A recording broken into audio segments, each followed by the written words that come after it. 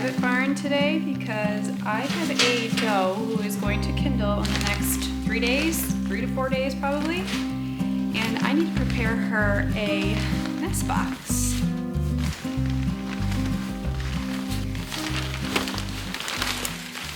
So it is, of course, winter time, so she needs a lot of bedding in here because I do like the metal boxes, but they can be cold on a kit if it's touching the box directly. So I like to add a little bit more than say I would if it were spring or summer. I just put a good layer of wood chips and then a good layer of hay.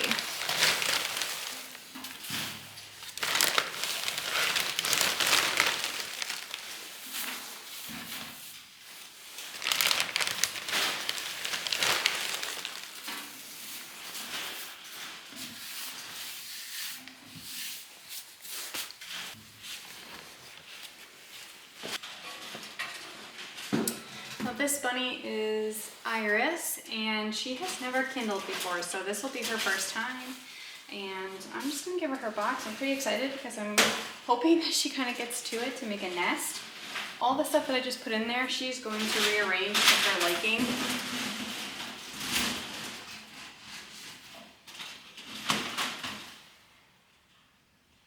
And I'm gonna take out some of the distracting toys in here.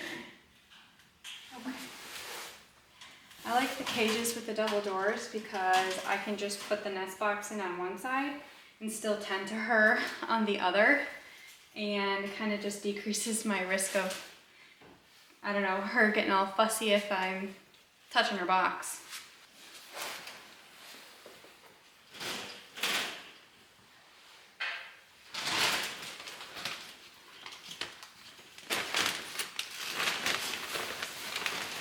Also going to give her a bunch of extra hay to make her nest with.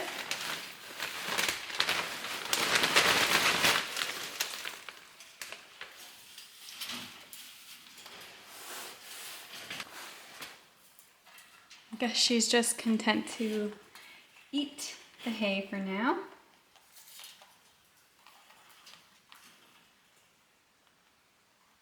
When rabbits make their nest to kindle, they actually pull their own fur and put it in, and that is an insulator for their kits.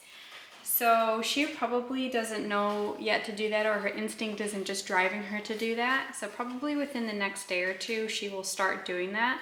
I hope so, at least. My last rabbit who kindled didn't do that until like the day of. Like there was no fur in there, and I didn't even know if she was pregnant. And then she had her babies, she had covered them up same night, I guess. So you never really know what to expect with them. It's all instinct. So I'm really, fingers crossed, hoping that she does a good job. A first-time mom might not really do what they're supposed to do. I very rarely get negative comments on my channel, but I pretty much can guarantee anytime I'm going to, or when I do, it's about the meat rabbits. And I just find that so weird that us raising meat rabbits offends you. Doesn't make sense to me. I personally haven't bought store meat in 10 years, more than 10 years now at this point. Anytime I've had meat or animal products, it's because I've raised it, I grew it, or I hunted it, or a friend hunted it. That's it. I really have not bought store meat. And so it's really strange and kind of offensive to me when somebody says that it's wrong that we're raising our rabbits or that we're teaching our kids how to raise the rabbits to eat. Because I do take great care in making sure that they have the best life until their last breath. Really, it just comes down to the fact that they're cute and fluffy and pretty, and we write storybooks about them. Whereas we don't write many storybooks about the smelly, sloppy, muddy animals that are sold in the stores. I don't know, that is my hot take on it, and I hope to tag this video now, from now on, anytime I get a negative comment on the rabbits. Because it just seems to kind of happen all the time now. I'm sorry, but that's part of our channel is we raise meat rabbits and I harvest them and we tan their fur, and that's just what we do here. So if that's really not your cup of tea, it's probably not the channel for you to watch. And it is what it is. Everyone is allowed to have their own opinion, of course. Everyone is allowed to eat whatever they want to eat, of course. But I really don't know that it's okay to say someone is doing something unethical when you're buying the meat from the store, if that makes sense. So she's jumped in there and she's checking things out. She's starting to dig and starting to make a nest where she's going to kindle.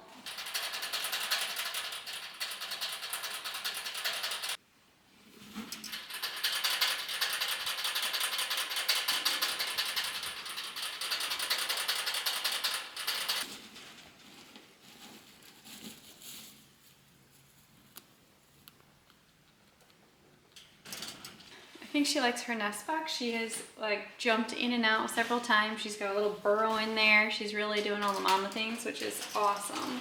Awesome for her. And I think in about 3 days we'll get kits. So I'll be checking every day really to see if she's pulled fur yet. Because if she doesn't, I kind of got to figure something out because she really does need to pull fur. The temperatures are like 10 degrees right now, so it's not that warm. In this barn, it's actually really good. It's probably in the 40s to 50s in here. So we're really lucky that we have this space for our rabbits. It's cold enough that they really enjoy it, but it's not too cold that I have to worry about them. Before I leave her, I just wanted to show you how busy she is. She is covered in sawdust and hay, and she is loving it. She is very busy making a nest. So it is the next day and no babies yet, but I'm not expecting them until tomorrow. But her nest is coming along. I wanted to show you. So she started to pull a little bit of fur, very minimal right now, but she is supposed to pull a bunch of fur. So basically she's gonna pull a bunch of fur out of like her neck and her back, and that's going to be the insulator for her babies. I'm hoping she pulls a ton more because it is getting kind of chilly and the barn feels kind of cool right now. I'm going to clean her cage and all the cages just so that tomorrow when she has her babies, I don't have to be around her cage really for a couple of days. I will have to go in and check those babies, but at least the noise and all of that will be very minimal.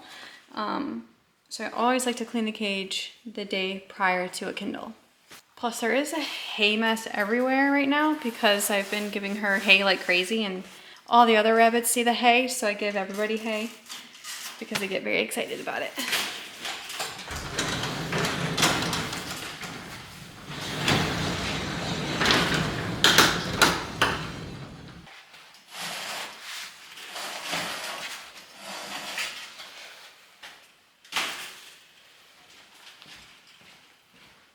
So the last thing I need to do before I leave the rabbits today is a name change. Because my buck, I thought was a doe for a really long time. I actually have a pedigree that he is a girl. I have an updated pedigree now from the breeder. But basically I purchased 2 does back in the spring. And since I brought them home, I was thinking, this one rabbit doesn't seem like a doe to me. It's acting like a boy. And I did a bunch of checks, but I was really new at doing like the gender checking of rabbits, which is really tricky, especially if you're inexperienced as I was. And when I purchased them, I actually went to do a gender check there and the breeder kind of was like, it's a girl. So I was just like, okay, you know better than I do. I don't know much about rabbits anyway, so I trust you. And yeah, brought the rabbit home and the rabbit was acting like a boy the entire time I've ever had him. And it really stood out when I went to do breeding with him because it just seemed like he and the buck were like fighting the whole time. And I just also noticed that he was like putting his scents everywhere because they have a scent gland on their nose and like right here-ish. And so he was doing that all over the place if I put him anywhere new. I have the camera on his cage and he's being a crazy guy. So this is him.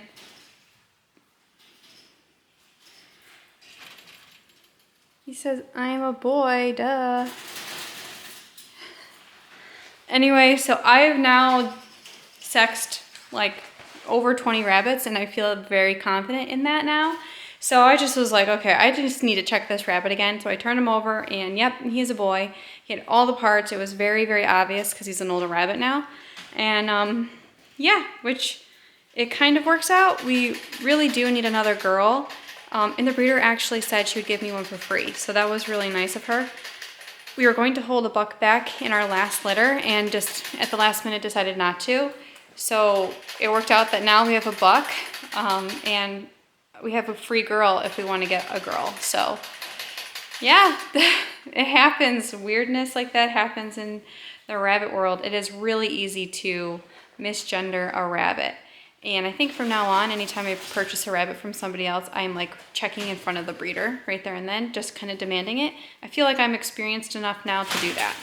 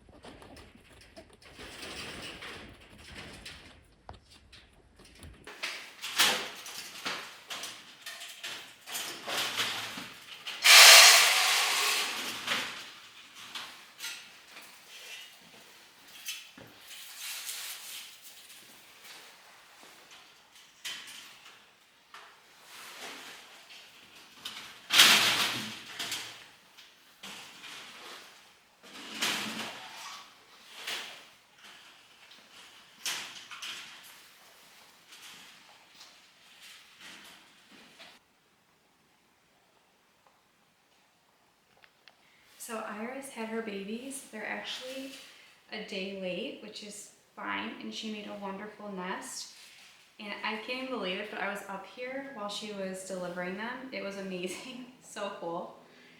And I ended up just not messing with anyone, just letting them be. And I let her finish doing whatever she needed to do. And I'm back now about 2 or 3 hours later, and I'm just going to check and see how many she had and if they're all healthy. And very important to check if there's, you know, any that didn't make it to delivery.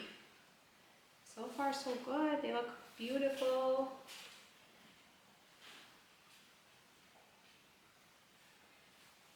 And I just checked to make sure that they're groomed really well and that she didn't do too much. And I have like a little setup here to keep them warm.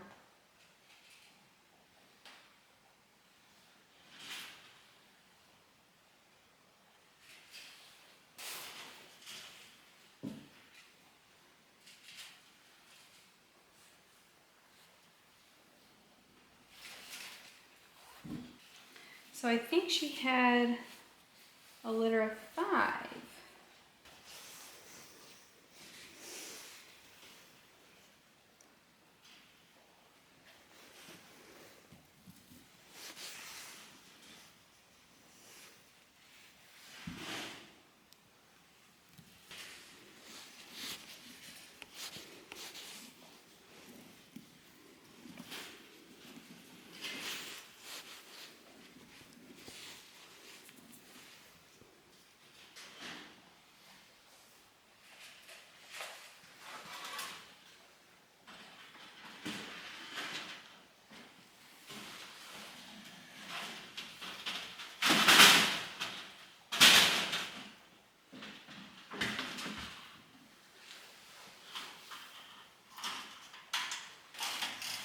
Mama,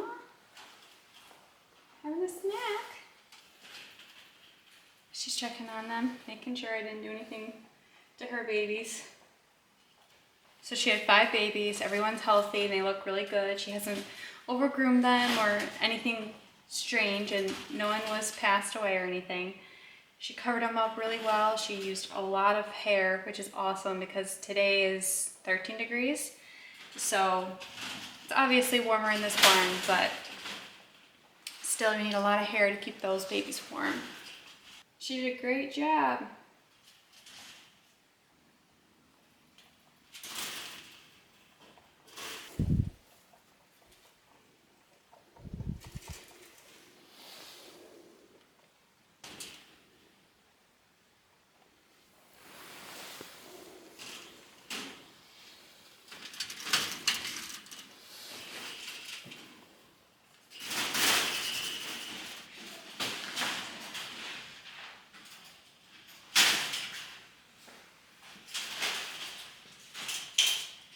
Okay, so it is now day 4 since the baby bunnies have been born. And again, I'm checking them every day to make sure all the limbs are intact, to see if anyone has passed, and to make sure that Iris is doing a good job covering them up, and she's doing a wonderful job. This is an absolutely awesome nest box. She has pulled so much hair that I have zero concerns about the temps.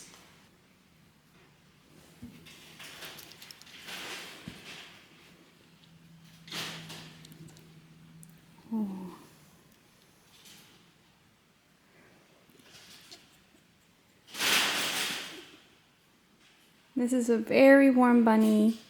They've already got their hair growing.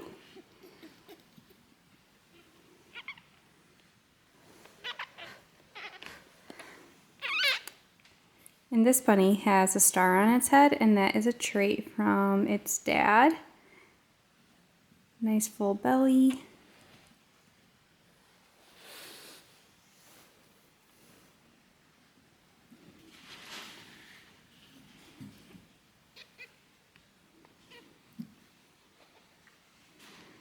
This one also has a little star on its head. I guess if you're showing Champagne d'Argents, that is a disqualification. And we don't care. We're not showing them, so they can have those stars on them.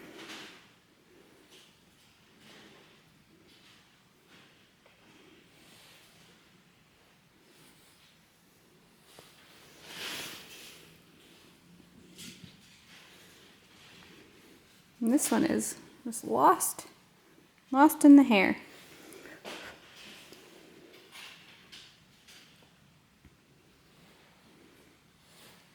So another thing I'm doing is just checking to make sure everything is dry. It's pretty darn dry. I'll probably clean this in another day or two.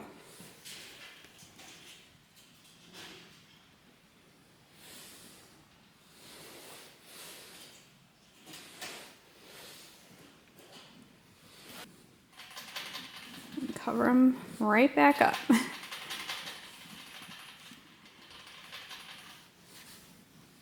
So I'm thinking about how much meat we're going to get out of this litter of rabbits, and I think it's going to be around 18 pounds, which is, I think, pretty good. We go above and beyond not just eating the meat, but we'll use the bones to make stock, and I'll keep those hides, of course. Our other Doe is also pregnant, so she's going to kindle right before Christmas, I guess. So we'll get even more rabbits then. But yeah, I think we're gonna have a lot of meat in the freezer. So now we've got the last litter of rabbits we have, they're in the freezer. This set of rabbits, our next set of rabbits. We have 2 deer. My husband just got an elk, so we have that too. And yeah, I feel like we're pretty set on meat for a while, and hopefully the rabbit stuff just doesn't stop. That's like our continuous process. And we're considering bringing other animals into the homestead too. So in the future, we could have like a whole production here of all of our own meat that we've either harvested through hunting or by raising ourselves, which I think is really cool. That's, you know, really what we were trying to do when we started homesteading, was make it easy for us to do our own food, or at least make it possible for us to do all of our own food. So we're headed in the right direction.